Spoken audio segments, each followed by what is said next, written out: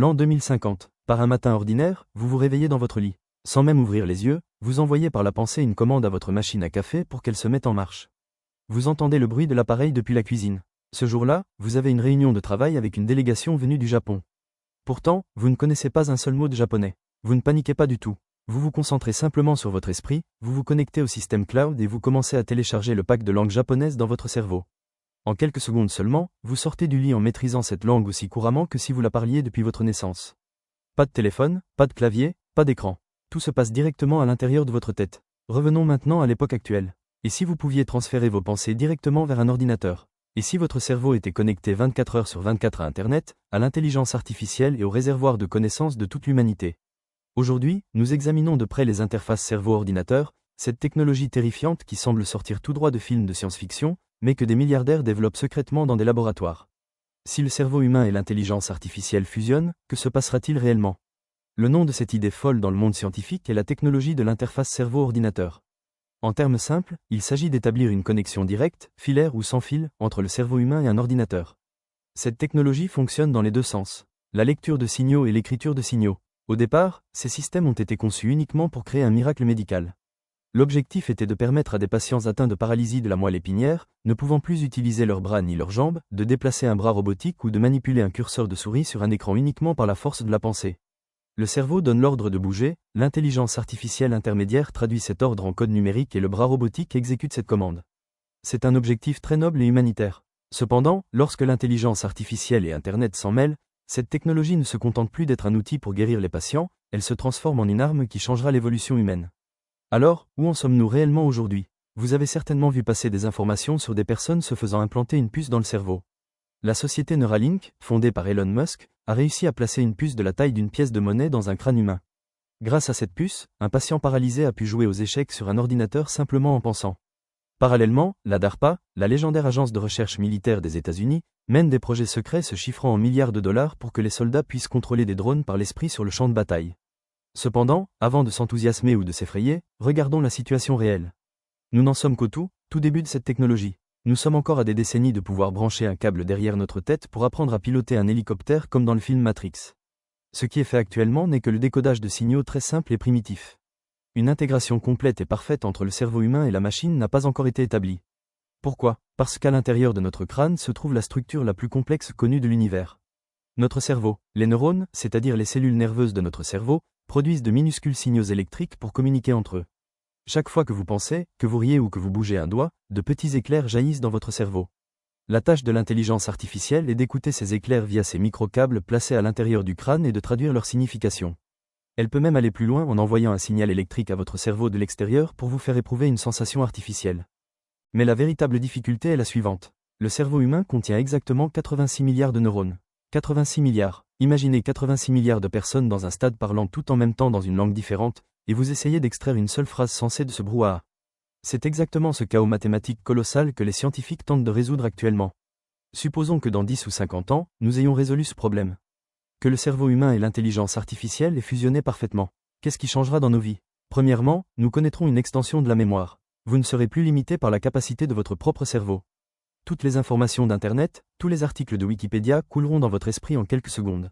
Vous n'aurez plus besoin de chercher à vous souvenir d'une information historique, il vous suffira de visualiser la question dans votre esprit et la réponse apparaîtra instantanément dans votre cerveau.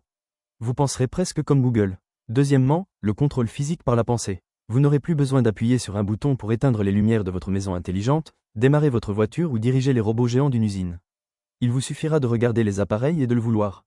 Troisièmement, et c'est peut-être le plus magique, la communication de cerveau à cerveau. C'est-à-dire la télépathie numérique. Les gens pourront communiquer sans se parler, sans écrire de messages, simplement en pensant. Vous pourrez envoyer non pas seulement un mot à votre interlocuteur, mais une émotion complexe que vous ressentez à cet instant ou un paysage que vous voyez directement dans son cerveau. Et enfin, l'apprentissage rapide. Les années d'études prendront fin. Vous pourrez charger la méthode pour faire atterrir un avion ou pour réaliser une opération chirurgicale complexe directement dans votre esprit comme un progiciel. Pour comprendre pourquoi cette fusion est tant recherchée, il faut comparer la nature de l'homme et de la machine. Les humains sont incroyablement créatifs. Nous avons des intuitions, des émotions et de l'imagination. Cependant, nous apprenons très lentement et nous oublions très vite les informations. L'intelligence artificielle, elle, possède une vitesse surhumaine. Elle traite des milliards de données en quelques secondes, ne se fatigue jamais et fonctionne avec une logique parfaite.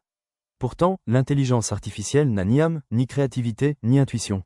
En installant une puce dans notre cerveau, la créativité humaine et la vitesse parfaite de la machine vont fusionner. Une toute nouvelle espèce va apparaître, une sorte de super-intelligence hybride. Cependant, toute grande puissance a un prix très sombre. Nous en venons maintenant à la manière dont ce rêve peut se transformer en cauchemar.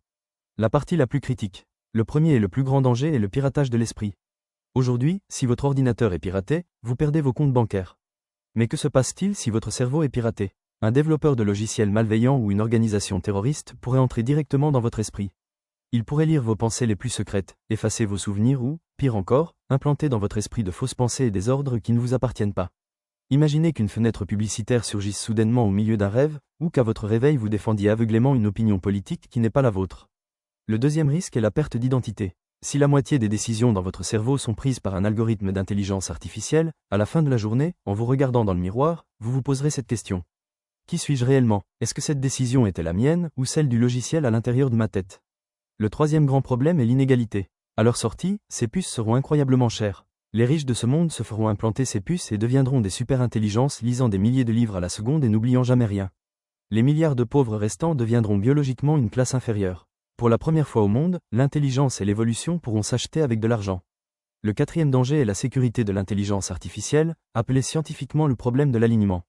Et si l'intelligence artificielle dans votre tête devenait plus intelligente que vous et prenait le contrôle total de votre corps? N'auriez-vous pas remis le volant de votre vie à la machine de vos propres mains? Il reste encore d'immenses obstacles biologiques à la réalisation de tous ces scénarios. Premièrement, le cerveau humain déteste le métal et le silicium. Notre cerveau est un organe mou, humide et constamment en mouvement. Si vous y placez une puce rigide, le système immunitaire du corps l'apercevra comme un ennemi et l'enveloppera de tissus cicatriciels. Cela finira par bloquer la communication des signaux. Deuxièmement, nous n'avons pas encore établi la carte complète du cerveau. Et troisièmement, aucun médecin ne sait encore exactement quel dommage biologique une déconnexion soudaine ou un virus pourrait causer au cerveau humain lors du transfert de données vers l'esprit via Internet. 3 scénarios futurs différents attendent l'humanité. Dans le premier scénario, le futur utopique, toutes les maladies neurologiques comme Alzheimer, la schizophrénie ou la cécité appartiennent au passé grâce aux puces cérébrales. Les humains travaillent ensemble de manière beaucoup plus intelligente et pacifique pour percer les secrets de l'univers. Dans le deuxième scénario, le futur dystopique, règne une sombre dictature. Les gouvernements surveillent seconde par seconde ce que chacun pense grâce à ces puces implantées. Plus besoin de commettre un crime, le simple fait d'y penser suffit pour être arrêté. Le concept de liberté de pensée est totalement anéanti. Le troisième scénario, le plus réaliste, est un monde gris. La technologie entrera progressivement dans nos vies. D'abord les malades l'utiliseront, puis les riches l'achèteront comme un jouet de luxe. Avec le temps, elle deviendra moins chère et se transformera en un marché colossal et ordinaire que tout le monde sera obligé d'utiliser, tout comme les smartphones. Tout au long de l'histoire de l'humanité, nous avons réagi de la même manière à chaque nouvelle technologie révolutionnaire. Cette fois ne fera pas exception. L'humanité abordera d'abord ces puces avec une grande peur et de la haine. Des protestations auront lieu, des groupes religieux soutiendront que cela va contre la nature humaine. Ensuite, le processus d'acceptation commencera lentement. À mesure que les gens verront le succès professionnel et académique de ceux qui portent une puce, ils adopteront progressivement ce système pour ne pas être distancés. Et enfin, tout comme nous le sommes aujourd'hui vis-à-vis de nos smartphones, nous deviendrons totalement dépendants de ce réseau d'intelligence artificielle dans notre esprit. Si cette puce se déconnecte un instant, nous nous sentirons comme aveugles et sourds. Au terme de ce voyage, il n'y a qu'une seule vérité que nous devons accepter. Cette technologie arrive inévitablement. Il est impossible de l'arrêter ou de fermer les portes des laboratoires. Car l'humanité a toujours voulu dépasser ses limites et atteindre des pouvoirs divins. La question que nous devons nous poser n'est plus de savoir si nous pouvons développer cette technologie. La grande question qui déterminera le destin de l'humanité est celle-ci. Pourrons-nous réellement contrôler cette puissance inconcevable que nous avons invitée à l'intérieur de notre propre esprit? Ou finirons-nous par céder de nos propres mains cette petite salle de contrôle à l'intérieur de notre crâne aux machines? Et vous, qu'en pensez-vous? Si un jour on vous donnait la chance de vous faire implanter une telle puce vous promettant une super intelligence, prendriez-vous ce risque? Partagez vos pensées et vos craintes avec moi dans les commentaires. Pour continuer à explorer les frontières du futur, n'oubliez pas de vous abonner et d'activer la cloche.